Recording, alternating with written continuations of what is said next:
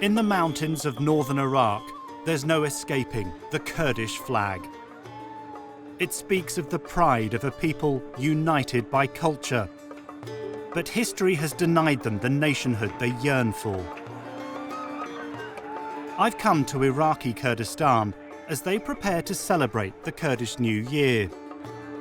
For the past 5 years, Kurdish forces have been fighting Islamic State. With victory, this new year marks a new start. So what next for the Kurdish dream and those who fought to defend it? The Kurdish forces are called the Peshmerga, which means those who face death. And in the fight against IS, nearly 2,000 female fighters have played a vital role on the front line. Sergeant Gulshan Ramazan reflects on her darkest moments on the battlefield.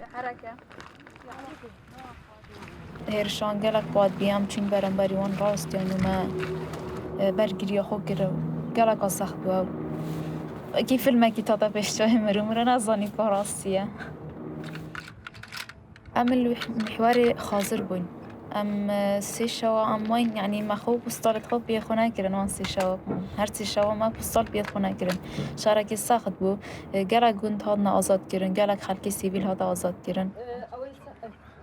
Unlike some countries in the region, women have always played a prominent role in Kurdish politics and society. Captain Newroz Mohammed tells me she's proud to have fought on the front line. How important is it for women to defend the Kurdish dream?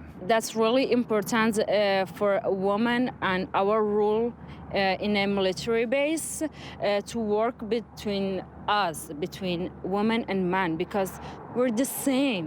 It's not just man's job to protect country or families. It's our job too. More than 1,500 Peshmerga, men and women, have been killed and hundreds more injured fighting IS.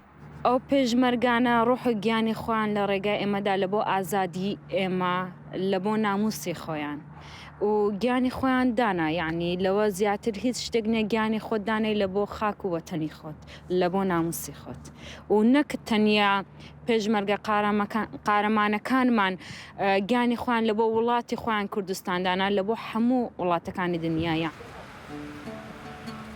In the capital of Iraqi Kurdistan, Erbil, there's optimism on the streets this spring.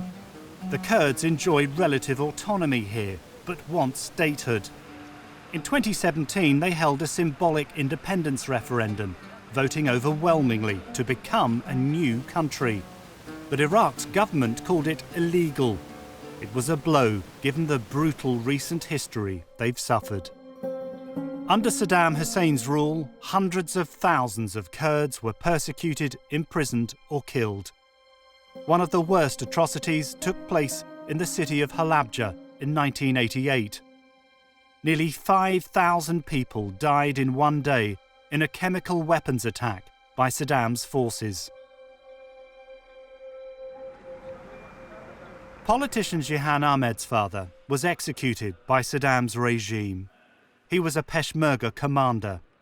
She's now an MP in the regional parliament and believes history has taught the Kurds they can only rely on themselves. I'm proud of my father because since my childhood and till he was killed by Saddam's regime, the most advice for us was to be educated, to educate ourselves.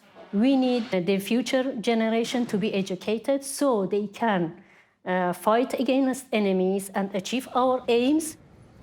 But it's the battle of the last few years that are foremost in the mind of Erbil's governor, Nazad Hadi Maloud.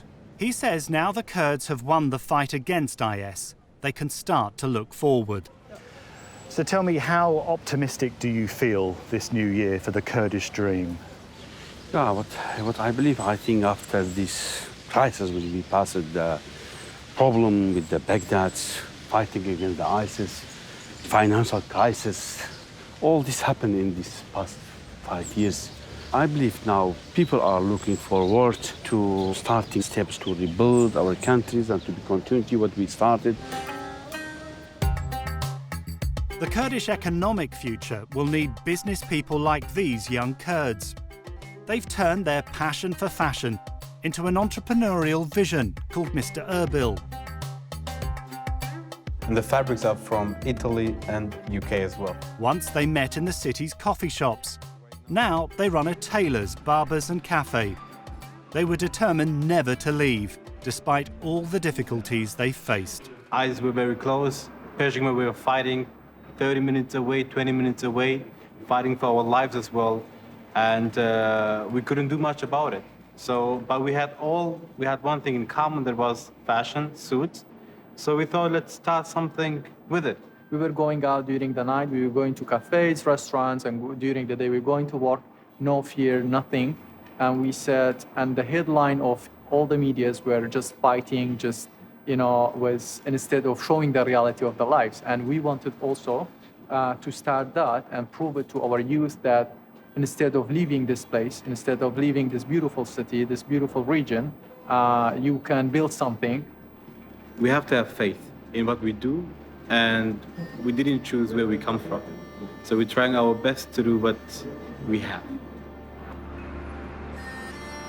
I'm heading back to where my journey began. In the mountains surrounding the city of Accra, tens of thousands are gathering to celebrate the Kurdish New Year, Newroz. But this festival is much more than a new beginning. It's come to symbolize what it means to be Kurdish. For the Kurds, the past century has been littered with broken promises from major powers and threats from surrounding nations. No wonder then they have a saying here: we have no friends other than mountains. In this place of sanctuary, they're united by one feeling. I hope someday we making another country, new country for us. I hope. And the Kurdish dream will be alive. Kurdish dream is one country, just to be one country.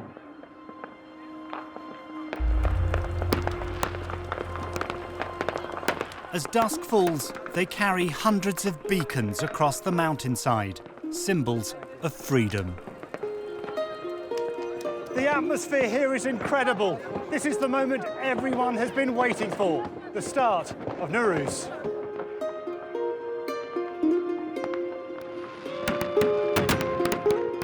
Amid the optimism, the Kurds know from painful experience to temper expectations. Tonight, though, they cherish their moment.